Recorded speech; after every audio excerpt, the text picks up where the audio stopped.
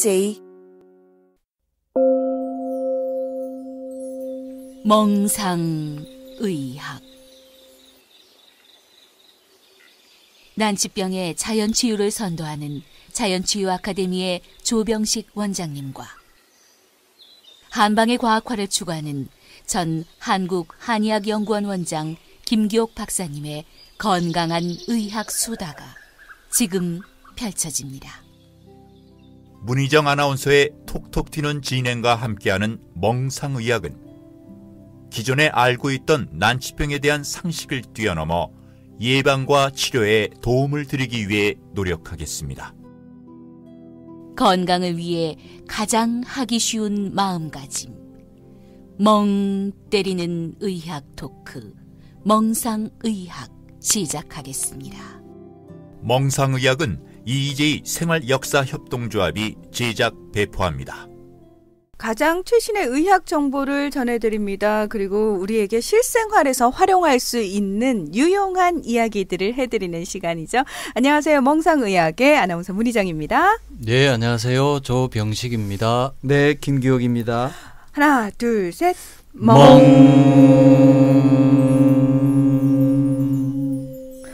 다들 뒤에 그 미세한 진동의 욕심들을 내셔가지고 두 원장님이 네, 삶 속에서 멍 때리는 시간도 반드시 필요하고요. 그리고 멍 때리지 말고 정신 바짝 차리고 챙겨야 할 시간도 필요하고요. 그렇죠. 오늘은 사실 우리가 멍 때리는 이야기보다는 정신 바짝 차리고 꼼꼼하게 따져야 되는 이야기를 좀 할 필요가 있을 것 같아요. 최근 들어서 먹거리와 관련된 이야기들을 하면서 우리가 예전하고 참 많이 달라진 부분이 그거예요. 예전에는 먹을 게 없어서 뭐든 먹으면 좋다였지만 지금은 아무거나 먹으면 절대 안 된다로 바뀐 거예요. 트렌드가 어떤 의미에서는. 그래서 뭐 나 어제 뭘 먹었는데 라고 이야기를 참 많이 하잖아요. 일상적으로. 그러면서 또는 내가 어디가 안 좋은데 뭐 먹어야 돼? 이런 식으로 이야기를 많이 한다는 거죠. 그만큼 먹거리가 참 중요하구나라고는 다들 인식은 하고 있는 것 같아요. 근데 거기서 한 발 더 나아가서 그래서 뭘 먹어야 되는지 어떻게 먹어야 되는지에 대해서는 우리가 좀 아직까지는 많이 부족하지 않나 그런 생각이 듭니다. 예, 그 사실 저희가 이제 의사 입장에서 보면 암이나 난치성 질환, 만성 질환으로 오시는 많은 우리 환자분들 보면 주된 원인이 또 먹거리에 있다는 거죠. 그러니까요. 이게 참 문제가 되면서도 가장 조절하기 힘든 부분이라서요. 예, 오늘은 정말 여러분이 이 방송을 들으시면은 경각심을 가질 수 있게끔 저희가 정확하게 아주 적확한 지적질과 더불어서 말씀을 드리겠습니다. 옛날에 못 먹던 시절 또 우리가 유사이래로 좀 이렇게 오늘과 같이 이렇게 경제적으로 풍요한 시절이 없었지 않습니까? 그래서 이제 과거에는 생존을 위해서 먹었다고 그러면 최근에는 건강을 위해서 먹는다 할 정도로 트렌드가 바뀐 것 같습니다. 단순히 먹는 게 아니라 건강해지려면 무얼 먹지? 이런 식으로 조금씩 바뀌고 있는 것 같습니다. 예, 뭐 사실 그 경향은 좋은 경향이라고 보고요. 이제 저희가 지금은 그 중간쯤 와 있지 않나 그렇게 생각을 해요. 그러니까 지금 먹을거리가 넘쳐나고 있는 시대이기 때문에 이게 과다한 칼로리 섭취, 지방 섭취 이게 되고 있고 다들 이제 건강에 관심이 많이 생기면서 이제 좀 더 좋은 먹거리가 뭔지 이쪽으로 관심이 조금 옮겨가고 있다고 생각이 들어요. 그래서 이게 미국 같은 경우가 그 2차 대전 이후에 성인병이 많이 생기면서 거기에 대한 조사가 국회 차원에서 이루어진 게 있거든요. 네. 그걸 맥급은 보고서라고요. 그 상원 의원 이름을 빌려서 보고서를 냈는데 이게 영양문제특별위원회를 만들어서 이제 5천 쪽에 이르는 보고서를 내놓은 거예요. 예. 이게 암이나 당뇨병, 심근경색 등의 성인병은 물론이고 정신분열증까지도 잘못된 식생활에서 비롯된 병이라는 사실이 밝혀졌고요. 예. 그리고 이 과정에서 의사들이 오히려 이 영양 문제에 대해서 상당히 무지하다라는 문제도 부각이 된 바가 있습니다. 이게 굉장히 저는 의외예요. 그 영양문제특별위원회를 만들어서 조목조목 구체적으로 조사를 했다는 거잖아요. 예.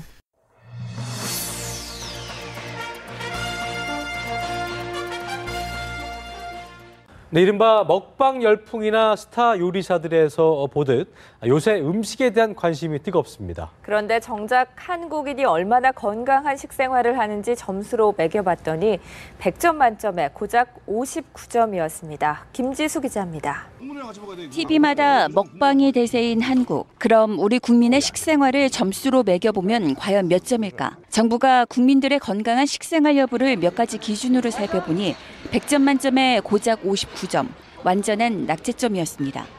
이 점수는 채소와 과일을 충분히 먹고 붉은 고기보다 흰 고기를, 흰쌀밥보다 현미밥을 많이 먹을수록 높아집니다. 우선 도정이 덜 돼 몸에 좋은 성분이 많은 현미 같은 곡류를 많이 먹어야 하는데 흰쌀밥을 너무 많이 먹고 있었습니다. 현미와 같은 전곡류 섭취 항목이 5점 만점에 고작 0.63점을 받은 겁니다. 흰 고기와 붉은 고기의 섭취 비율 항목도 5점 만점에 1.67점으로 낙제점이기는 마찬가지. 생선, 닭고기 같은 흰살고기를 소고기나 돼지고기 같은 붉은 살고기의 4배 정도를 먹어야 만점인데 붉은 고기를 너무 많이 먹고 있는 겁니다. 반면 권장량을 넘는 나트륨을 먹는 국민이 80% 이상이었고 지방 섭취량도 꾸준히 늘고 있었습니다. 이른바 먹방이 전파하는 맛만 좋는 대신 건강한 식습관 형성이 시급한 이유입니다. 연합뉴스TV 김지수입니다. 정부가 바람직한 식생활을 위한 국민공통 식생활 지침을 발표했습니다. 자세한 내용 짚어드립니다. 우리 국민의 식생활을 분석한 결과 최근 10년 사이에 하루에 섭취하는 곡류의 양은 줄고 육류의 양은 늘어난 것으로 나타납니다. 또 우리 국민 5명 가운데 1명은 아침을 거르고 3명 중 1명은 가족과 함께하는 저녁 식사를 하지 않는다고 응답했습니다. 농림축산식품부는 보건복지부, 식품의약품안전처와 함께 비만, 당뇨, 고혈압 등 만성질환 관리를 위한 9가지 식생활 지침을 담은 국민공통 식생활 지침을 발표했는데요. 이번 식생활 지침의 1항은 쌀, 잡곡, 채소, 과일, 우유, 유제품, 육류 등 다양한 식품을 섭취하자는 것인데요. 하루에 채소, 과일을 500g 이상 섭취하는 사람은 2014년 38.3%로 조사됐습니다. 20대 이하 연령에서는 채소와 과일 소비가 더 낮게 나타나고 있습니다. 아침밥을 꼭 먹자와 가족과 함께하는 식사 횟수를 늘리자, 술자리를 피하자는 지침도 들어있는데요. 바른 식생활을 위해서는 생활 방식을 바꾸고 가족과 함께하는 가족 동반 식사를 통해 건강과 행복, 밥상머리 교육 효과까지 챙기자는 것입니다. 우리 식재료를 활용한 식생활을 즐기자, 음식은 위생적으로 필요한 만큼만 마련하자는 조항도 들어가 있습니다. 과식은 피하고 신체 활동량을 늘리자는 조항을 담고 있습니다. 또한 정부는 앞으로 구체적인 실천 전략도 수립하고 시행해 나가겠다고 말했습니다.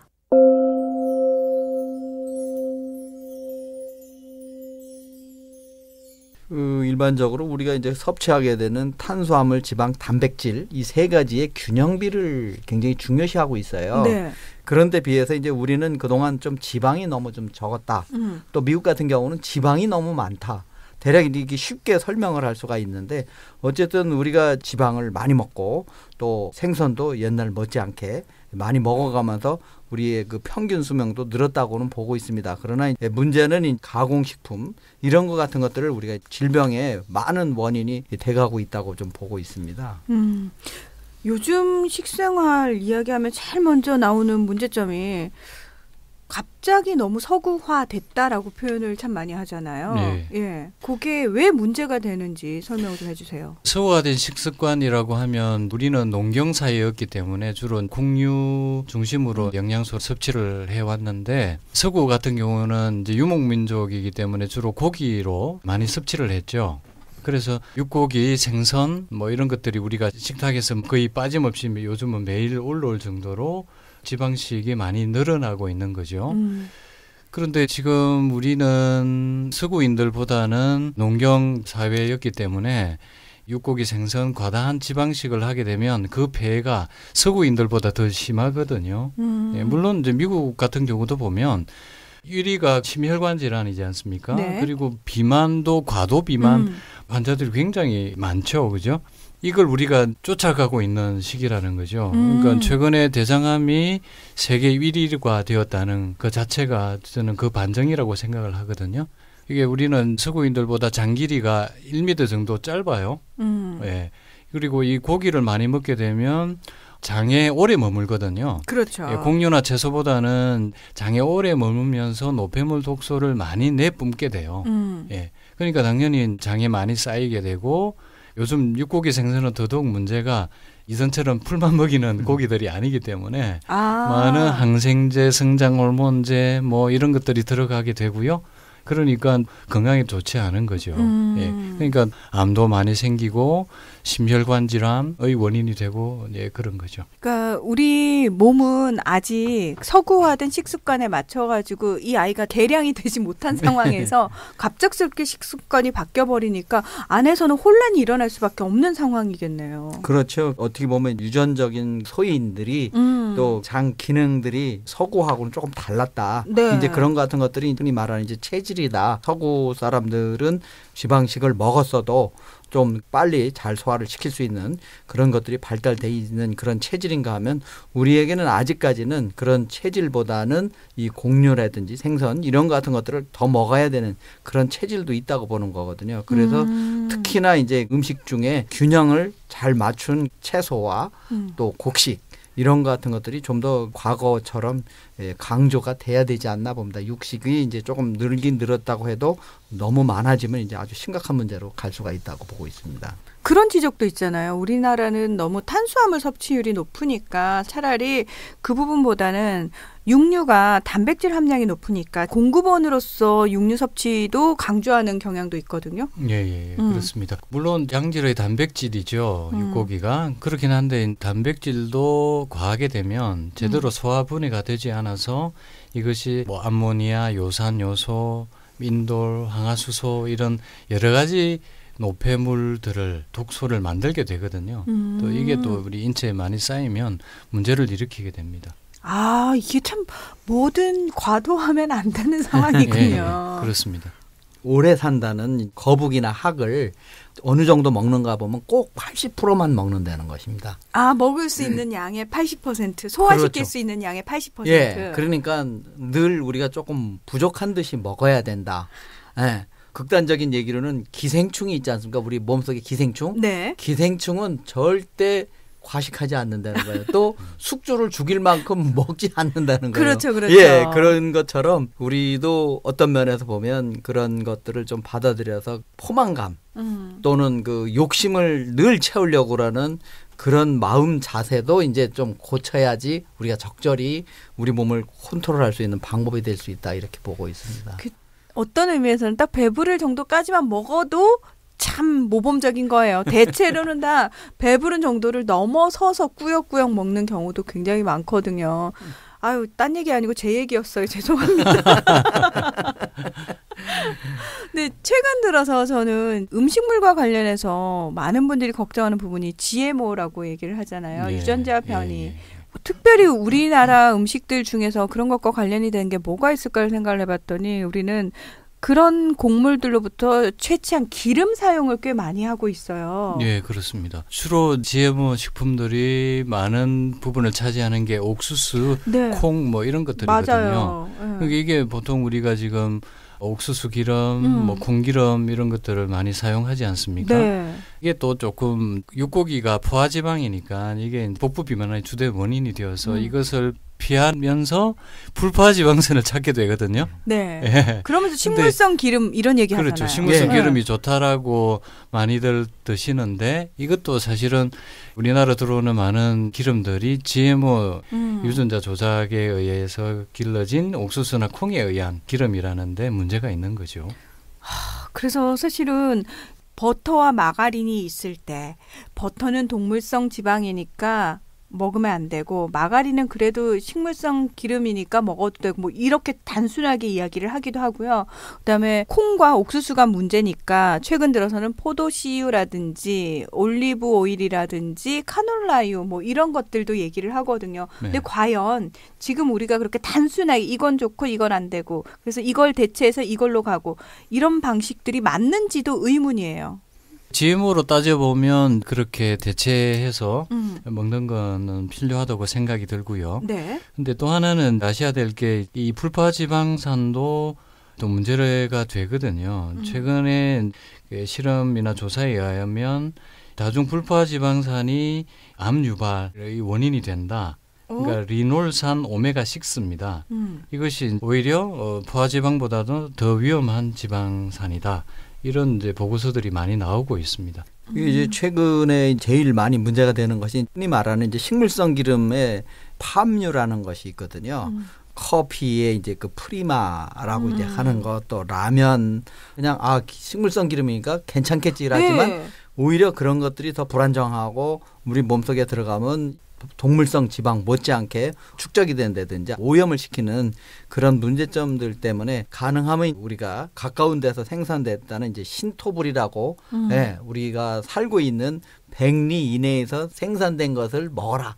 그런 얘기까지도 이제 하고 있는 것 중에 하나입니다.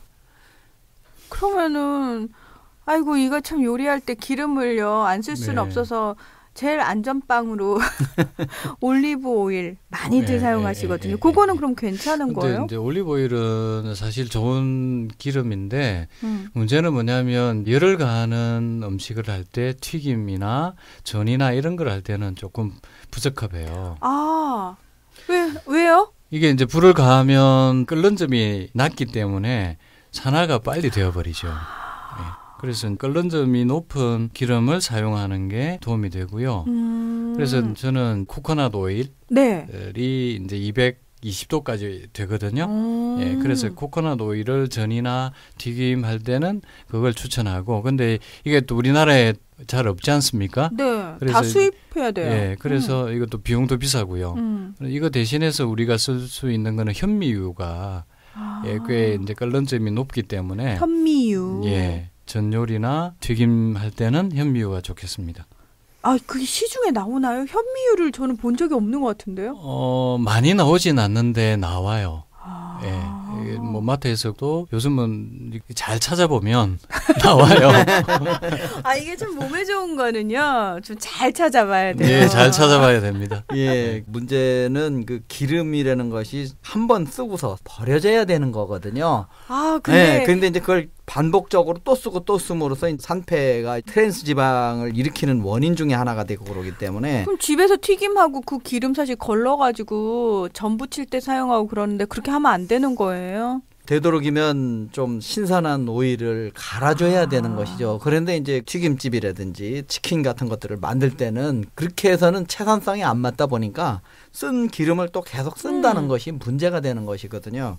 가능하면 튀기지 않고 신선한 상태로 그냥 구워서 먹는 이런 방법들이라든지 지방을 잘 빼는 이런 수육 같은 거 이런 식으로 해서 먹을 수 있는 방법들을 찾아야지 튀긴다는 것 자체가 열량을 높이는 거예요. 그래서 이제 그것이 정신도 어떤 면에서는 촉박해지고 포악해지고 그러는 것도 다 기름의 문제점까지도 들어갈 수가 있습니다. 튀김이라는 게 사실 뭘 튀겨도 튀기면 맛있다라고 표현을 할 정도로 사람들이 가장 좋아하는 음식의 한 요리 방법이거든요. 근데 지금 말씀을 듣고 보니까 사실은 우리가 건강해지기 위해서 제일 먼저 포기해야 되는 요리 방법이 튀김이 아닐까라는 생각이 막연히 드네요. 이제 기름으로 오메가 지방산을 우리가 넣는 게 꼭 필요하거든요. 그걸 필수 지방산이라고 하는데 근데 오메가3, 6, 9 이 세 가지가 또 제일 중요하고 현대인들은 오메가3가 함량이 굉장히 부족하거든요. 그래서 왜 그거를 이제 건강 보조식품으로 많이 섭취를 하시죠. 그러니까 3가 제일 많이 들어있는 기름이 들깨예요. 아, 들깨. 예. 그래서 들깨를 자주 드시는 게 좋겠습니다. 들깨나 들기름. 네. 참기름 대신에. 네. 근데 체질론적으로 보면은 태음이나 소음인 이런 분들은 많은 부분이 들깨, 들기름 이런 거 같은 것들이 잘 흡수가 되고 크게 알레르기나 메스꺼움 이런 걸 덜 일으키는 데 비해서 소양인들은 참기름을 위주로 먹어야 됩니다. 그게 이제 구성 내용보다는 성질이 달라요. 들기름은 몸을 따뜻하게 올려주는 그런 효과가 있는가 하면 참기름은 쿨링을 시켜주는 진정을 시켜주는 그런 효과가 있거든요. 그래서 이제 그 서양 사람들은 아주 참기름을 싫어해요. 사실 우리는 굉장히 맛있다고 하는데 고소해서 예, 냄새부터가. 그렇습니다. 그래서 이제 뭐 최근에는 아마씨유 이런 것 같은 것들이 이제 수입돼서 들어오는데 그것도 참기름 못지않게 고소하고 또 좋은 것 중에 하나예요. 그래서 아마씨유. 예, 그걸 살짝 볶아 볶아서 참기름 대신 써도 되고 그러는데 기름에 있어서 가장 중요한 것은 그때그때 먹기 전에 갈거나 이게 볶아야 된다는 것이에요. 그런데 들기름이든지 참기름이든지 병에다 커다란 거 하나 이게 진짜라고 갖다 계속 냉장고에 넣어놓으면 믿을 수 있는 데서 샀거든요. 예, 비싸게. 네, 그게 산패돼서 오히려 안 좋아질 수도 있거든요. 예, 그래서 그때그때 볶거나 아니면 갈아가지고 바로 섭취할 수 있도록 그렇게 해야 안전하다는 것이에요. 오래 보관하는 것도 문제지만 볶을 때도 문제예요. 좀 더 고소하기 위해서 새까맣게 볶아서 기름을 짜거든요. 네. 그렇게 해야 기름이 많이 나오고요. 그래서 볶을 때 태우지 말고 볶아주세요. 예. 살짝 볶은 걸로 기름은 적게 넣지만 그렇게 짜 먹어야 훨씬 해롭지 않은 산화되지 않은 좋은 기름을 먹을 수 있겠습니다. 깨농사 지어서 깨 털어서 직접 집에서 볶아서 짜야겠네. 예. 그때 갈아서 먹어야 돼요. 그래서 이제 저희들은 주로 들깨 가루를 또 많이 활용을 하죠. 가루를 내어서 국이나 반찬 이런 데다가 맞아요. 이렇게 뿌려서 먹으면 네. 그때 좋은 지방을 먹을 수 있는 거죠. 예, 뭐 우리가 사실 지금 현재 사용하고 있는 기름들 좀 위험하다고 암의 증식을 시킬 수 있는 기름들이 옥수수유, 해바라기 씨유, 그다음에 콩으로부터 우리가 짠 콩기름 같은 것들 이런 것들 별로 안 좋다고 하니까 그 기름의 종류만 살짝 한두 개씩 바꿔줘도 훨씬 식생활이 건강해질 수 있는 부분들이 있네요. 네, 그렇습니다. 지금 기름 얘기를 좀 구체적으로 해봤는데 저는 이미 이제 머릿속으로 집에 가서 기름부터 바꿔야 되겠구나. 아깝다는 생각하지 말고 그 생각했고요. 음식을 먹을 때 지금 사실 사람들이 섭취하는 음식에 있어서 보시기에 진짜 식생활에서 이런 부분이 좀 부족해서 이런 부분을 좀 보충하는 음식들을 먹어야 하는데라고 짚어주실 게 있을 것 같아요. 보충하는 것 전에 우리가 주식으로 먹는 걸 하나 지금 빠진 게 있거든요. 네. 밥. 네. 근데 탄수화물인데 이게 지금 현대인들이 주로 흰쌀밥, 흰밀가루, 흰설탕. 요즘은 흰쌀밥 그대로 드시는 분 별로 없어요. 아니요. 그래도 아직 더 많을걸요. 잡곡밥 많이 드시지 않나요? 근데 이게 좀 거칠다 보니까 흰쌀밥이 더 달콤하잖아요. 그렇죠. 네, 맛으로는 더 좋죠. 예, 네, 기름기 잘잘 흐르고. 예. 그렇죠. 그러다 보니까 아직 못 바꾸는 분들이 꽤 계세요. 그래서 오늘 이야기를 듣고 우리가 주로 먹는 밥부터 좀 바꿀 필요가 있지 않을까. 저는 현미밥을 먹습니다. 예, 잘하고 계십니다. 그거 하나는 진짜 자신 있습니다. 네. 예. 그 현미의 쌀룬에 있는 여러 가지 효소도 좋지만은 현미는 대충 씹으면 소화가 안 돼요. 예, 그래서 성격 급한 사람들은 먹고 나면 이게 속에서 쓰려가지고 불편하거든요. 그래서 현미가 제가 여러 가지 영양도 있지만 현미를 먹으면 오래 씹어야 된다는 것도 좋은 점 중에 하나가 아닌가 그렇게 생각이 돼요. 네. 그 지금 이제 쌀겨, 쌀룬 여기에 모든 영양소의 95%가 다 있거든요. 아미노산, 지방산, 특히 비타민, 미네랄. 비타민, 미네랄까지 있어요? 예, 그렇습니다. 이렇게 따져보면 현미밥 한 그릇의 영양을 얻기 위해서 흰쌀밥 몇 그릇을 먹어야 되는가? 제가 봤을 때 흰쌀밥은 아무리 먹어봤자 현미가 주는 그 영양분을 다 못 줄 것 같아요. 19그릇을 먹어야 되는 계산이 나와요. 그래서 이게 흰쌀밥을 먹는 것은 설탕 먹는 거나 마찬가지다. 이렇게 볼 수 있는 거죠. 너무 극단적인 거 아니에요? 탄수화물만 섭취하게 되는 거죠. 흰쌀밥은. 비만의 주된 원인도 사실은 탄수화물이거든요. 탄수화물과 당류 이게 고칼로리가 되니까요. 특히 우리 여성분들 아주머니들의 주된 비만의 원인은 이 흰쌀밥이 되겠습니다. 뭐 현미도 문제가 있다는 여러 가지 반론을 제기하는 분들도 계시지만 현미가 우리 몸을 서서히 죽인다라는 글도 저는 본 적이 있거든요. 예, 예. 그것이 이제 그 과다한 농약을 뿌렸기 때문에 도정을 좀 많이 하지 않으면 일부 성분이 좀 남아 있다. 그런 쪽에 이제 그 반론이거든요.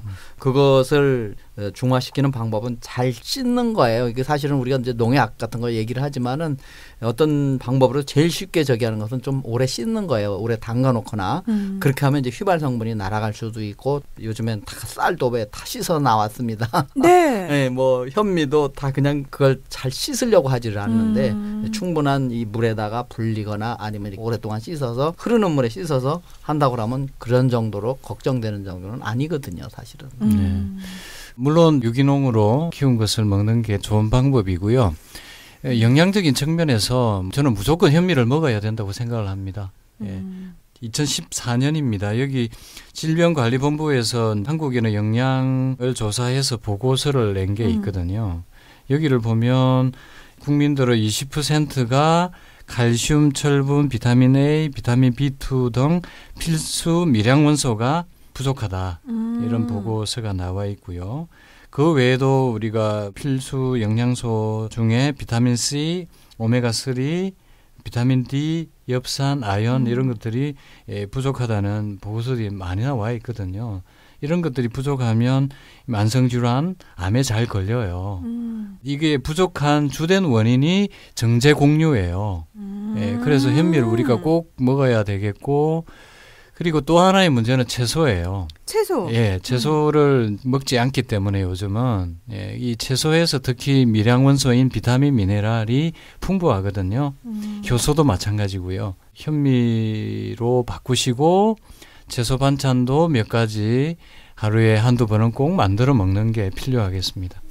일반적으로 주의해야 될 점은 이제 제철 음식을 먹어야 된다는 것이거든요. 제철 음식. 예, 그 최근에는 비닐하우스에서 사시사철 신선한 과일과 야채를 먹는다고 그러는데 사실은 비닐하우스에서 키운 상추와 아주 노지에서 키운 상추를 이렇게 비교를 해보면 비타민 C가 3분의 1밖에 안 들어있다는 것이거든요. 그러니까 우리는 그것이 많은 부분을 좀 해소한 것 같지만 어떤 면에서 보면 풍부한 그런 비타민이나 미네랄 같은 것이 부족한 걸 많이 먹고도 있다. 이렇게 보고 있습니다. 그래서 가능하면은 제철 음식이 조금 더 위주가 돼야지 제철이 아닌 것을 먹으면 영양도 굉장히 부족하다. 이렇게 보고 있습니다.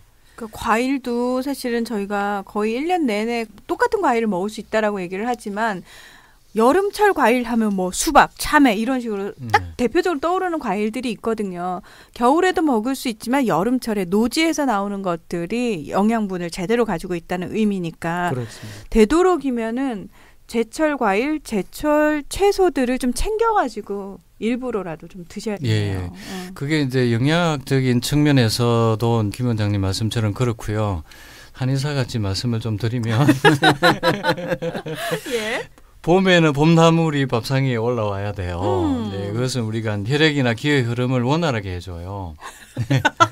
그리고 가을이나 겨울에는요. 예. 뿌리 채소를 먹어야 돼요. 당근, 토란, 연근, 무 이런 것들이죠. 이런 것들을 우리 몸을 따뜻하게도 만들어주거든요. 네. 그래서 봄철에 나는 거는 봄철에, 가을, 겨울에 나오는 거는 또 겨울철에 이렇게 먹어야 되는 거죠. 이걸 요즘은 뭐 봄에 여름 음식들이 다 나오지 않습니까? 네, 나오고 있어요. 네. 이게 또 겨울철에도 요즘은 여름철에 나오는 음식을 먹을 수 있고요. 네, 맞아요. 이걸 바꾸어서 먹어서는 체질에 맞지 않다는 거죠. 그 사람들 생각에는 계절에 상관없이 그래도 채소, 과일을 먹어주면 좋겠지라는 생각에 별로 그런 부분에 있어서 꼼꼼하게 따져서 먹지는 않거든요. 그렇습니다. 왜 어르신들은 생활 속에 배어 있잖아요. 무슨 나물과 무슨 채소는 언제쯤 나오니까 요때쯤 먹어야 돼라고 아시지만 연령층이 어려지면 어려질수록 그런 부분하고는 점점 멀어지거든요. 그렇습니다.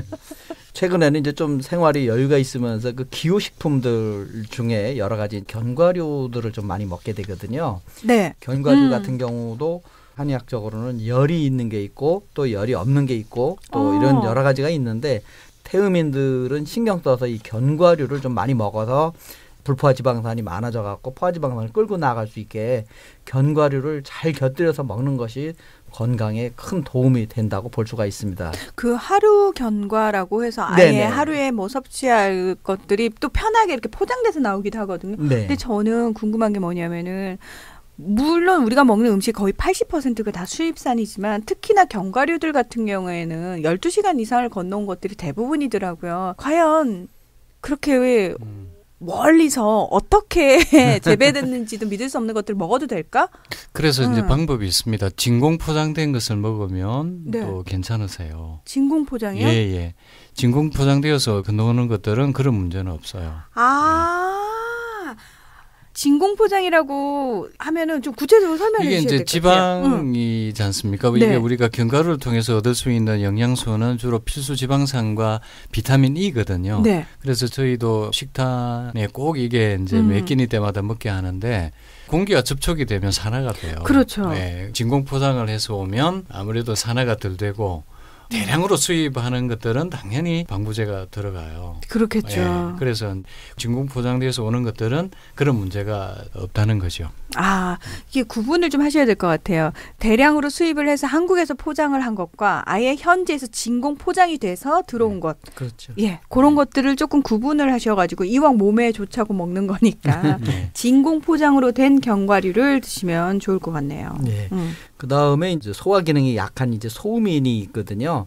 이 소음인들은 이 녹채소, 그린 색깔의 그런 채소를 많이 먹으면 위가 더 무기력해진다고 보고 있어요. 대표적으로 이제 그 상추라든지 시금치 등 이런 녹채소류를 많이 먹으면 위가 더 무기력해져서 채소를 너무 많이 먹으면 소화가 잘 안 된다는 분들이 있어요. 그래 이런 분들은 칼라푸드로 이 전환을 좀 해야 돼요.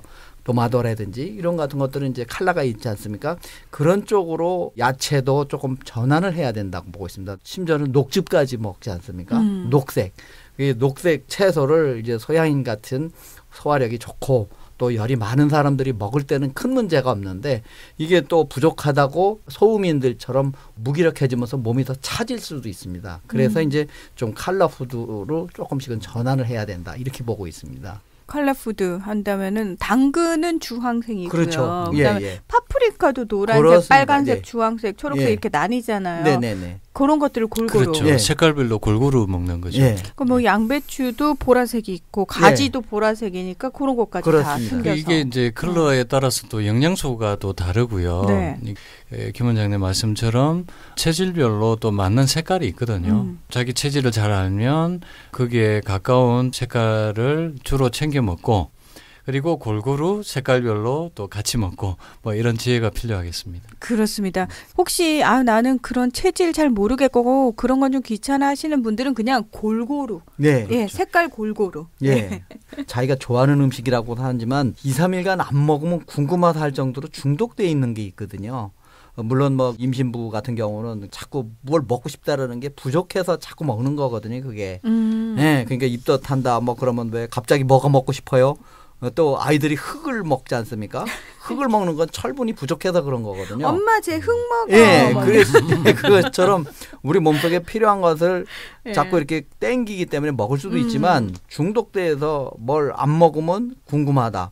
지속적으로 한 가지를 계속 매일 먹는다. 이런 같은 것은 조금 잘못된 식습관이기 때문에 이렇게 골고루 돌려가면서 먹어야 독성을 좀 완화시킬 수 있다. 이렇게 보고 있습니다. 제가 식습관이 딱 그래요. 뭐 하나에 꽂히면 그 음식이 질릴 때까지 계속 생각이 나서 한 3개월씩 먹고 그래서 탈이 나고 이러거든요. 참. 이런 이제 저처럼 이렇게 드시면 안 됩니다. 그렇죠. 영양 불균형의 문제가 바로 이런 접니다. 예. 될 수 있는 거죠. 예. 그렇게 먹으면 큰일 납니다. 라면 같은 것들을 밤만 되면 또 먹고 그러면 그 이튿날 얼굴이 푸석푸석 붓기도 하고 화장이 안 먹힌다. 그런 말씀을 하시고 그러는데 두 분 원장님 그거 아세요?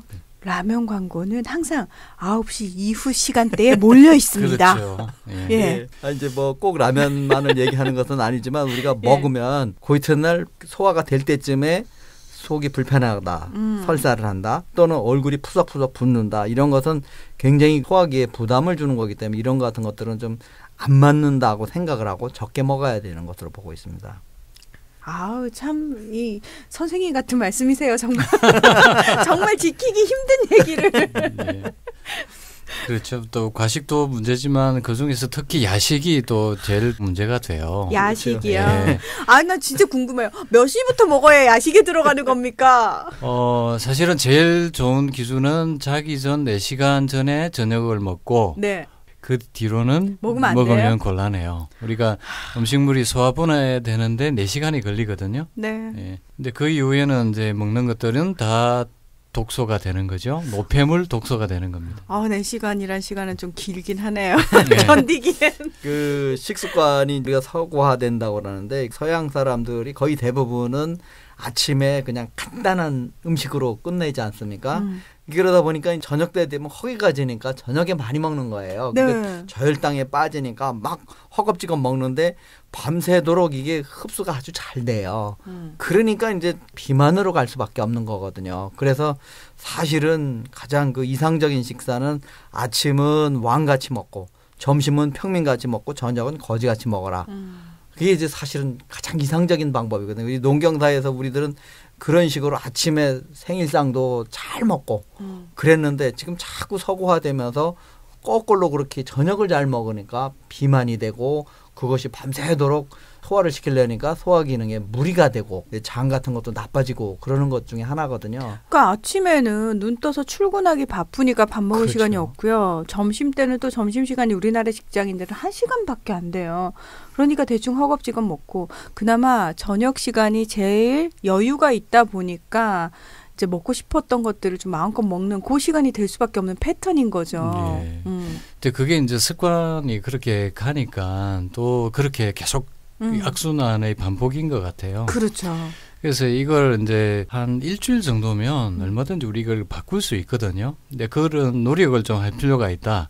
아침은 어쨌든 이제 처음에는 뭐 이렇게 입맛이 잘 없겠지만 그리고 이상하게 예. 먹으면 더 부룩한 것 같고요. 그렇죠. 막 그래요. 그 위상은 또 따라가요. 주인 따라가거든요. 그래서 아침은 꼭 챙겨 먹는 버릇을 들이는 게 제일 중요하겠습니다. 예를 들어서 밤에 근무하시는 분들 같은 경우에는 밤을 샌단 말이죠. 그러면 많은 사람들이 밤에 잠을 자야 되니까 4시간 전에는 먹으면 안 된다라고 얘기를 하지만 밤새도록 근무를 하는 나는 좀 예외가 아닐까라고 생각하시는 분들도 계실 것 같아요. 그렇죠. 그런 경우는 조금 이제 간식이 필요하다고 볼 수 있겠는데 사실은 문제는 우리가 야식을 하는 주된 것들이 다 인스턴트 식품이거든요. 그렇죠. 예, 이게 문제예요. 예.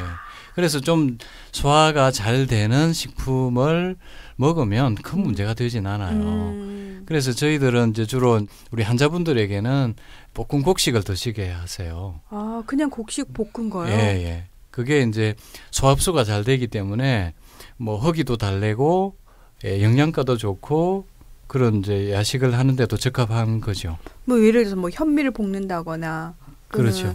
뭐 검은콩 볶은 거 이제 검은콩이 검은 머리 나는데 좋다고 하니까 많이들 드시는데 예, 그렇게 볶은 뭐 것들? 현미랑 몇 가지 잡곡을 섞어서 그것을 이제 밥을 해서 숙성시켜서 말려서 볶은 걸 이야기합니다.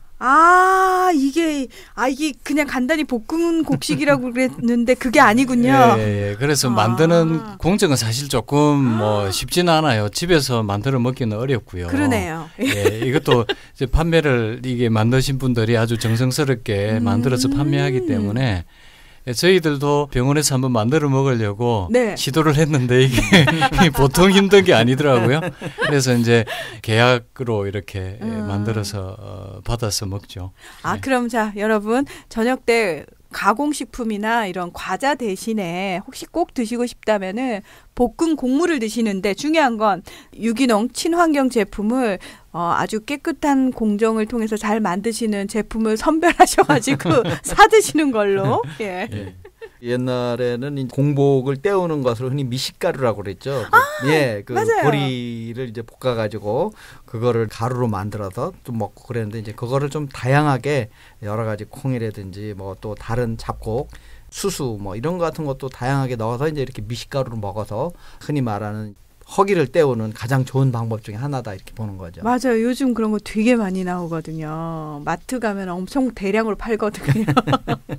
근데 중요한 거는 이 또 야식으로 먹으려면은 우리가 그렇게 유동식보다는 뭔가 입에 씹히는 걸 또 좋아하기 때문에 이 사람 마음이 그래요. 꼭 유동식 물 같은 걸 먹으면 꼭 먹은 것 같지 않거든요. 네, 그래서 볶음곡식 적극 추천합니다.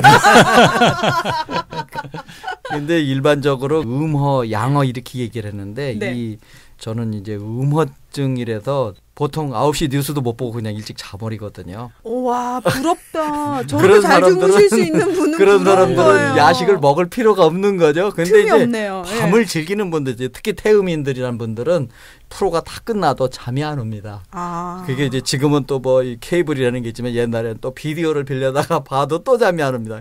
이런 분들이 이 공복 시간이 워낙 길다 보니까 그 시간에 야식을 하게 되고 그러다 보니까 자연적으로 비만해지고 그런 독소들이 많이 끼게 되는데 그래서 왜 비만인들 중에서 거의 대부분이 태음인이야 그렇습니다. 이렇게 얘기를 하잖아요. 그런 게 그 양화라고 그래서 그런 분들은 밤이 되면 잠이 안 오고 아침에는 못 일어나겠고 그러니까 자연적으로 건강에 안 좋은 생활을 할 수밖에 없는 거죠. 그래서 태음인이 욕을 먹었군요. 체질이 태음인인데 게으르다. 예. 그다음에 살찐다.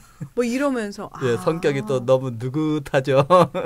전혀 급할 게 없고 이게 뭐 어떤 면에서는 다 체질이라는 것은 어느 게 좋다 나쁘다라고 할 수는 없습니다. 다 장단점이 있는데 태음인들은 이제 음이라고 그러죠. 밤을 즐겨요. 밤을 즐긴다. 밤이 되면 정신이 맑아지고 또 뭘 해도 막 그냥 막 의욕이 생기는 거예요. 밤이 되면. 근데 아침에는 도저히 못 일어나는 거예요. 그러니까 그러면은 지금 아침형 인간, 저녁형 그렇죠. 올빼미형과 종달새 이렇게 얘기를 하는데 네. 물론 뭐 다 장단점이 있어요. 그것도 뭐 너무 일찍 자는 것도 좋지 않을 수도 있고 그런데 되도록이면 어두워지면 자고 밝으면 일어나는 그런 생활로 이 일상생활을 좀 하는 것이 좋죠.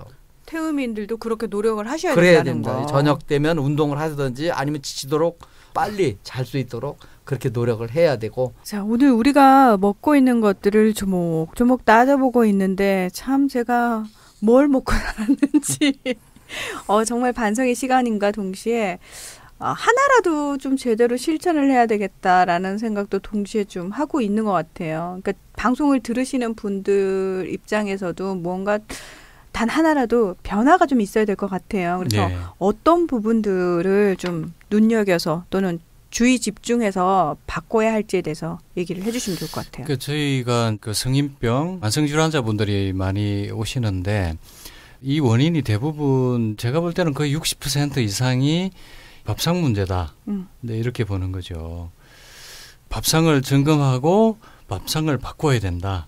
이렇게 말씀을 드리는데 사실 이게 아까 제가 초두에 미국의 그 맥거번 보고서 이야기를 했지만 그 이후에 미국이 아직도 많은 비만자들이 있고 심혈관 질환이 사망률 1위지만 많은 변화들이 있었거든요. 그럼 미국에서 내추럴 푸드 붐이 일었어요. 그리고 아직은 뭐 사실 저소득층에서는 여전히 바뀌지 않는 문제들이 많이 있었지만 미국의 상류층은 밥상이 많이 바뀌었어요. 예, 통곡류를 먹고 채소를 먹고 과일을 먹고 뭐 이런 것들로 내추럴 푸드로 또 가공식품을 줄이면서 자연식품으로 이렇게 많이 바뀌었다는 거죠. 그래서 우리가 정부 차원에서 이 영양 가이드라인 이런 게 좀 있어야 되지 않을까. 가끔 마치 이런 예전에 잡곡밥을 거의 뭐 학교 도시락 검사하듯이 굉장히 권장을 하지 않았습니까? 예, 그렇죠. 그 정도까지. 요즘은 가끔 보고서가 나오긴 하지만 적극적인 영양 교육이 잘 이루어지지 않고 있거든요. 그렇죠. 그거 없어졌죠. 특히 영양 보고서 나오는 걸 보면 이제 20대 젊은 층에서 이 영양 문제가 더 심각한 걸로 나오고요. 영양 교육을 받은 적이 거의 없는 거죠. 네. 예, 이전보다 훨씬 더 그래요. 그러니까 사실 저희 어렸을 때는 학교에서 검사라도 했으니까 그렇죠. 그리고 계속해서 그런 부분에 대한 이야기를 듣기는 했거든요. 그렇죠. 근데 아마 지금 10대, 20대들은 그런 것마저도 없지 않을까. 지금 2005년에 영양 교육을 받은 적이 있는 사람이 9.2%. 네. 2013년에는 6.6%로 하락을 했다는 거예요. 갈수록 이렇게 영양 교육이 학교에서 이루어지고 있지 않다. 이게 이제 저는 좀 심각한 문제라고 생각이 들고요. 학교 교육에서도 이루어져야 되고 정부에서도 이 영양 가이드라인을 만들어서 보급할 필요가 있지 않는가. 그리고 일단 우리 개인적인 입장에서 보면 금방 말씀드린 대로 밥상을 좀 점검할 필요가 있는 거죠. 우리가 주식으로 먹는 밥부터 바꿔야 되고요. 현미로 바꾸고 아침 식사 꼭 챙겨서 먹고 좀 채소 반찬 하루에 한두 번은 집에서 식사할 때는 꼭 챙겨서 먹고 제철 음식으로 그리고 컬러 푸드로 그래도 한두 가지는 바꿔가면서 바꿔가면서 골고루 섭취를 하고 과일도 하루에 한 종류 정도씩은 꼭 챙겨서 먹고 이런 노력들이 저는 이제 필요하다는 거죠. 그렇게 해서 우리가 영양 불균형 문제를 해결할 수 있다. 그러면 당연히 우리가 성인병, 만성질환, 대사질환 이런 것들도 많이 예방할 수 있고 치료할 수 있다라는 거죠. WHO에서는 한국 음식은 암을 예방하는데 도움이 된다라는 것을 인정할 정도로 특히 이제 그 발효 음식에 대해서 굉장히 그 극찬을 하고 있어요. 그러니까 한국 음식이라고 하면은 우리가 정확하게 구분을 할 필요가 있는 게 지금 우리가 주로 먹는 그 음식을 한국 음식이라고 얘기하는 게 아니고 그렇죠. 전통적인 우리의 음식인 그렇습니다. 거죠. 그러니까 우리가 대표적인 것이 간장 같은 경우거든요. 간장. 옛날에는 그 시간장이라고 해서 이제 간장을 담아가지고 줄어들면 또 새로 해서 채우고 그래서 오랫동안 묵은 간장을 먹었거든요. 실제로 이것을 연구를 해보니까 이제 암을 예방하고 골다공증에도 좋다라는 것이 최근에 논문으로 나와 있어요. 한국 음식은 어떤 면에서 보면 슬로우 푸드라고 이제 그렇죠. 얘기하듯이 오랜 시간을 지내고 또 오랜 시간을 묵히는 거지 않습니까? 김치 같은 것. 이런 것 같은 것들이 사실은 한국 음식의 좋은 점이었는데 최근에는 그것들이 바쁘다는 이유로 인해서 이제 그 인스턴트 식품이나 그 정푸드라고 하는 것으로 자꾸 이게 바뀌고 있는데 이런 것 같은 것도 우리가 간과해서는 안 될 그 예를 들면 뭐 청국장이라든지 두부라든지 이런 것도 아주 좋은 식품 중에 하나인데 그런 것 같은 것들을 좀 식탁에서 좀 빠져가고 있다는 것도 이제 좀 문제가 될 수 있다고 보고 있습니다. 사실 장을 담근다라는 게 1년의 커다란 행사 같은 의미잖아요. 그렇죠. 예, 뭐 요즘은 그 장을 담그는 집도 많이 줄었습니다만 그 장을 담그는 과정 자체가 사실은 좋은 매주를 띄워서 간장을 내고 오랜 시간 동안 매주를 건져내서 그걸로 또다시 된장을 담그고 그다음에 또 누룩을 넣어서 고추장을 담그기도 하고 그리고 오래 묵을수록 좋다라고 장맛이 좋다라고 얘기할 정도로 사실 우리네 습관은 그게 전통이었는데 지금은 그런 비슷한 모양을 하고는 있지만 가공식품들이 다 나와버린다는 거죠. 그렇죠. 예. 그러니까 그렇게 해서 가게에서 그냥 쉽게 사 먹잖아요. 근데 거기도 수많은 화학 첨가물이 들어가거든요. 그렇습니다. 예. 그 사실 지금 뭐 저기 마트에서 사 먹는 장류들은 우리 이전의 전통적인 장하고 완전히 달라요. 그러니까요. 예. 오래 묵혀서 발효시킨 식품이 그 선조들이 공유 위주의 우리가 식생활이었기 때문에 주된 영양 공급원이었거든요. 미생물의 작용에 의해서 좋은 물질들이 이렇게 생기고 바뀌어요. 그렇죠. 예, 그래서 이제 이게 사실은 암을 예방하는 식품이고 김치의 암 예방 효과, 암 치료 효과도 벌써 밝혀져 있고요. 된장 청국장만큼 좋은 식품이 없어요. 그래서 이건 청국장 만들어 먹는 것은 크게 어렵지 않습니다. 요즘은 밥통도 따로 나오고요. 그런 것들 한 며칠이면 하루 이틀이면 만들어 먹을 수 있고요. 대신에 이제 뭐 된장, 고추장, 간장은 정말 이렇게 집에서 요즘 담는 경우는 드물지만 제대로 담은 그런 집 된장, 집 간장. 꼭 집이 붙어야 돼요. 집이 붙어야 돼요. 그래서 이제 그런 것들을 좀 제대로 섭취하는 게 좋겠습니다. 네. 옛날에는 부뚜막에다가 이 식초를 만들어서 먹었어요. 네. 이제 요즘으로 얘기하면 막걸리 같은 것들을 이제 계속 두고서 뚜껑을 막아놓고 있으면 자동적으로 이제 그게 발효돼 가지고 식초가 됐었는데 최근에는 이제 공장에서 그걸 만들다 보니까 그런 시간을 단축하고 어떤 면에서 보면 인조적으로 그렇게 만들기 때문에 이런 것 같은 것들이 사실은 불순물이 많은 것이고 또 어떤 면에서 보면 불안정한 그런 상태거든요. 오랜 시간을 둔다는 것은 그 자체가 안정성을 유지를 하는 거기 때문에 그 슬로우 푸드라는 것이 이제 큰 의미가 있다 이렇게 보고 있습니다. 이게요 참 가공 음식 좋지 않고 인스턴트 참 나쁘다라고 하니까 그저 집에서 만들면 그게 더 좋은 음식일 거라고 생각을 하잖아요, 막연히. 근데 집에서 음식을 만들 때 그 재료들마저도 그렇게 마트에서 사다가 정말 생각 없이 만들게 되면은 가공식품이나 인스턴트 식품과 굳이 그렇게 크게 다를 바는 없다라는 맞습니다. 생각이 드는 거예요. 그래서 그 재료들 선택할 때부터 사실은 집에서 음식 만드시는 분들이 심혈을 기울여서 선택을 해야 되는 게 맞는 거예요. 예. 다 만들 수 없다면. 네, 그렇습니다. 생각해봐야 될 것이 그 사 먹는 음식에 이 조미료가 너무 많이 들어간다는 거예요. 그러니까 뭐 대표적으로 후추를 비롯해서 다양한 그런 조미료들이 너무 강하게 자극을 하기 때문에 일반적으로 췌장 같은데 굉장히 부담을 하거든요. 그래서 외식을 많이 하신 분들이 췌장염이 많습니다. 그래서는 이제 우리가 집밥이라는 것 자체가 그냥 사다가 똑같이 하는 게 아니고 그 원 재료의 맛을 되도록이면 최대한 살리기 위해서 조미료를 적게 쓴 너무 자극적이지 않은 그런 거 같은 것들을 좀 신경 써서 요리를 해 먹는다고 그러면 우리 한식이 참 좋은 건강에 가장 이상적인 그런 식단이다 이렇게 볼 수가 있습니다. 그리고 뭐 화학 조미료 대신에 천연 조미료를 얼마든지 활용할 수 있거든요. 뭐 신맛 내는 데는 감식초나 뭐 현미식초 충분히 활용할 수 있고, 단맛 내는 데는 뭐 산야초 요소나 매실 액기스나 조청이나 뭐 이런 것들 활용해서 한다면 얼마든지 맛을 낼 수 있는 것이 가능하고요.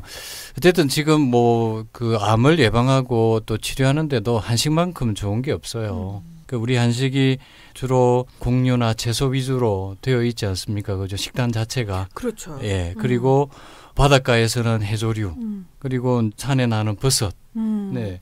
이런 것들로 아주 좋은 식단으로 되어 있거든요. 그래서 집밥을 꼭 챙겨 드시고 이렇게 밥상을 조금, 이제 요즘은 서구화 되어 가지고 외식들 많이 하시고 또 한식으로 제대로 이렇게 차려서 먹는 분들이 참 많지가 않거든요. 그러니까 집에서 스파게티를 만든다고 해서 그게 집밥은 아니거든요. 그렇죠. 예. 예. 사실은 좀 어떤 면에서 보면 중국 음식이라든지 네. 이제 세계적으로 유명한 그 터키 음식이라든지 이런 거 같은 것들 보면 대부분이 기름에 튀기는 게 많습니다. 맞아요. 이 중국 같은 경우는 그 돼지 기름에 모든 그렇죠. 야채도 다 다 튀기죠. 익혀서 먹거든요. 예, 책상 그런데 빼고 다 튀긴다 그러잖아요. 근데 이제 우리나라는 비교적 그 싱싱한 야채를 먹는데 그 싱싱한 야채라는 것 자체에 필요로 한 섬유질이라든지 또는 정유 성분이라고 해서 거기에 있는 약간의 그 기름 같은 성분 이런 것 같은 것도 다 들어가서 몸에 기능을 하거든요. 그런데 이제 그걸 다 튀겨버리면 파괴되는 것뿐만 아니라 그런 그 신선한 성분이 파괴되는 거예요, 같이. 그래서 이제 우리 음식이 깨끗하게 잘 관리만 한다 그러면 신선한 걸 먹는다는 것 자체도 큰 의미가 있다. 우리 한의학적으로 이제 기가 살아있다 그러죠. 예, 먹는 것도 역시 생경한 그런 음식들이 이제 기를 많이 살린다 이렇게 보고 있습니다. 단순히 집에서 다 같이 둘러앉아서 밥 먹는 게 중요하다라고 해서 뭘 먹더라도 집에서 같이 먹자라는 얘기를 많이 하시는데, 지금 저희가 드리는 말씀은 사실은 그 식탁 위에 차려진 음식들에 더 주목을 하셔야 되고 그 음식들을 만들어내는 재료들에 더 많은 신경을 쓰셔야 된다라는 말씀을 드리고 있는 거거든요. 제가 불교 신자입니다만 불교에서는 그렇게 한 끼 한 끼 음식을 차리는 것 역시도 수행의 한 과정이라고 얘기를 하거든요. 그래서 만드는 분이 어떤 마음으로 만드는지도 굉장히 중요하다라고 얘기를 그럼요. 하는데 예. 예. 손맛이, 엄마 손맛이 바로 그거죠. 그러니까 엄마 손맛이라는 게 딴 게 아니라 엄마가 이 음식을 먹고 내 가족들이, 우리 가족들이 건강했으면 좋겠다라는 그렇죠. 그 마음이 담긴 게 손맛이거든요. 맞습니다. 네. 그 예. 염원이 담긴 음식이다 이렇게 얘기할 수가 있는데 그렇죠. 사실은 한 가지에 있는 이파리에도 너는 나쁘다, 너는 이쁘다 이렇게만 해도 벌써 그게 달라진다고 하듯이 우리가 요리를 하는 데 있어서도 정성껏 또 그 맛을 내기 위해서 다양한 조미료를 잘 섞어서 순수한 그 맛을 좀 살린다. 이거 쉽지가 않거든요. 근데 그게 진짜 건강한 모습을 살리는 요리다. 이렇게 보고 있습니다. 네. 네. 지금 하는 이야기가 사실은 우리만 하는 얘기가 아니라 전 세계적으로도 굉장히 이런 추세가 지금 진행이 되고 있지 않나요? 네, 그렇죠. 뭐 지금 슬로푸드 운동이 전 세계적으로 일고 있고요. 내추럴 푸드 운동 마찬가지고요. GMO 식품 주방 운동 뭐 이런 것들도 지금 일고 있고요. 네. 네. 그 과정에서 어떤 인위적인 또는 어떤 화학 물질이 첨가되지 않은 음식들, 그리고 지금 우리가 챙겨 먹는 영양제마저도 사실은 화학 결합물인데 이걸 최대한 천연으로 바꿔야 된다라는 얘기까지 나올 정도거든요. 예. 영양 불균형의 문제가 있고 또 이런 것들이 또 언론을 통해서든 많이들 알고 계신데, 문제는 이제 이게 비타민 미네랄은 챙겨 먹어야 우리가 식단으로 먹기가 쉽지가 않기 때문에 그냥 뭐 몇 가지 알약으로 보조식품으로 드시는 분들이 참 많으시잖아요. 그렇죠. 근데 이것도 이제 좀 알고 드실 필요가 있습니다. 예. 많은 부분들이 화학적으로 합성한 것이 많고요. 그 화학 합성 안 예. 하면은 그 알약으로 못 만든다는 예. 얘기도 있고요. 그리고 이제 한두 가지 이제 추출한 성분들을 주로 나오기 때문에 이게 이제 문제가 있다는 거죠. 실제 지금 비타민 C를 예를 들면 네. 주로 아스코빈산이에요. 그렇죠. 이것은 이제 석유에서 추출해요. 제가 지금 뭔가를 잘못 들었나요? 예. 석유? 화학적으로 합성한 비타민인 거죠. 석유요? 예, 그렇습니다. 합성 비타민은 흡수도 잘 되지 않고 생체 이용도가 떨어져요. 그리고 이게 이렇게 필요 이상으로 많이 섭취를 하면 신장 결석 같은 부작용도 일으킬 수 있고요. 그러면 먹지 말아야 되나요? 어떻게 해야 돼요? 그래서 이제 이걸 천연으로 바꿔줄 필요가 있는 거죠. 예. 근데 실제로 천연 재료로 만들어진 비타민 C가 시중에 나오나요? 그 왜 어떤 광고에서는 그걸 강조해서 광고를 하기도 하던데. 예, 그렇습니다. 아. 이제 저희들은 이제 비타민 C를 예를 들면 우리 입원 환자분들에게 뭘 먹게 하냐면 비타민 C 나무의 열매를 먹게 해요. 예. 그러니까 비타민 이게 나무라고. 비타민 나무라고 하는데 이게 비타민 C가 굉장히 풍부하기 때문에 비타민 나무라는 별칭이 붙은 거죠. 예, 이게 뭐 사과의 40배 뭐 이런 식이니까. 지금 다들 집집마다 그 나무 한 그릇씩 구매해야 됩니까? 예, 이게 이제 저기 몽골 지방에서 자생하는 나무인데 최근에는 국내에도 키우는 이제 농장들이 좀 생겼어요. 네. 예.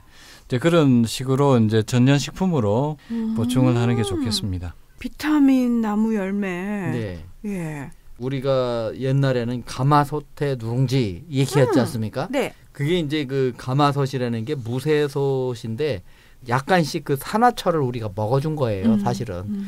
근데 이제 최근에는 그런 가마솥이라는 게 없고 다 알루미늄으로만 또 그렇죠. 예, 이렇게 좀 쓰다 보니까 어떤 면에서 보면 그것이 이제 그 산화철이라는 것이 철분을 조금씩은 먹었다. 옛날에 지혜들이 좀 있었는데 우리는 무조건적으로 그냥 편리함만 또는 뭐 지저분하다 그렇게 얘기를 했지만 사실은 어떤 면에서 보면 과거의 그런 그 식생활 그런 패턴이라는 것은 우리가 다시 한번 돌아보면 좋은 것은 취해야 된다고 보고 있습니다. 옛날에 먹던 뭐 구황식물, 율무라든지 돼지 감자라든지 이런 것 같은 걸 최근에는 오히려 약재처럼 그렇게 먹고 있는데 과거에는 푸대접 같은 보리개떡이라고 우리 그래서 되게 쌀눈이거든요. 그런 게 이제 진짜 좋은 것들이라고 봐요. 그래서 우리 식탁도 과거에 지저분하고 더럽고 깨끗한 것만 우리가 먹는 게 아니고 진짜 이제 가능하면 곡식도 통곡으로 그렇게 먹는 방법 이런 거 같은 것들도 다 슬로우 푸드 중에 하나다 이렇게 보고 있습니다. 예. 그 마지막으로 이제 제가 팁을 드리면 네. 헬스의 이 헬이 홀이라는 뜻에서 온 거예요. 홀. 예. 그러니까 건강을 위해서는 식품을 전체로 통으로 먹어야 된다는 이야기죠. 통으로. 그러고 보면은 참 그 예전에 우리네 원래 한국 전통 식탁이 정말 사람 몸에 좋은 식탁이었구나 싶네요. 왜 저 아주 어렸을 때 지금은 또 할머니 집에 가도 식탁이 우리랑 크게 다르지 않은데 예. 저 아주 어렸을 때 할머니네 집 갔을 때 식탁은 지금과 굉장히 다르거든요. 그래서 이제 보조식품을 이렇게 골라서 드시더라도 네. 합성한 거나 추출한 그 형태보다는 네. 천연 식품을 이렇게 뭐 발효한 거라든지 뭐 이런 쪽으로 드시는 게 훨씬 도움이 되실 거예요. 식탁도 식탁이지만 식탁 분위기라는 게 있지 않습니까? 예, 옛날에는 대가족이 같이 어울려서 먹었다는 얘기죠. 뭐 어느 정치인분 말씀하셨지만 참 저녁이 있는 삶이다. 그런 얘기도 했습니다만 우리가 또 식탁이라는 것이 그냥 빨리 먹고 가서 자기 일을 해야 된다. 그러다 보니까는 충분한 정신적으로 편안한 상태에서 먹어야 되는데 이거 뭐 내 식구면 내 식구가 다 먹는 시간이 다르고 한 번 한 끼를 식구가 먹기가 참 힘든 이런 상황이 됐는데 좀 우리 다시 한번 그 식탁 분위기도 하루에 한 번씩은 모여서 먹는 그래서 서로 이렇게 먹는 것도 푸근하고 좀 이렇게 즐거움이 있는 그런 식탁이었으면 더 좋을 것 같습니다. 네. 아주 옛날로 돌아갈수록 그리고 식탁을 차리는데 시간이 많이 걸린 그런 밥상일수록 우리 몸을 살리는 말 그대로 보약 같은 밥상이구나 그런 생각을 다시 한번 하는 시간이 아니었나 싶습니다. 네, 오늘 우리 조병식 원장님, 김규옥 원장님 고맙습니다. 네, 감사합니다. 감사합니다.